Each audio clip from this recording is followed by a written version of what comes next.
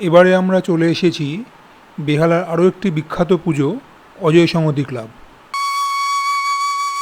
চলুন জেনে নেওয়া যাক এবার এখানকার কী থিম।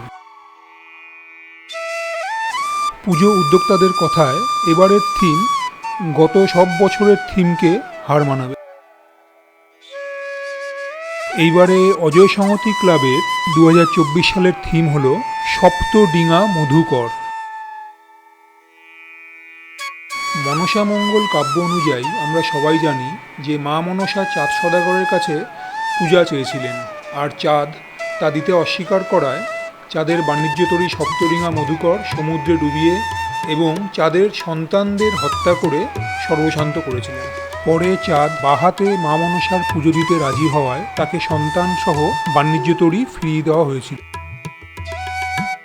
উদ্যোক্তাদের সাথে কথা বলে যেটা জানতে পারলাম যে এখানকার এবার থিমে নৌকার মধ্যে যেমন মা মনসা থাকবে সেরকম সঙ্গে মা দুর্গাও থাকবে। এই কারণে উদ্যোক্তারা চেষ্টা করছেন খুব সুন্দর একটি মনসা মঙ্গল কাব্যকে এই মণ্ডপের মাধ্যমে ফুটিয়ে তোলার, যা দেখে আশা করা যায় দর্শকরা খুবই খুশি হবে।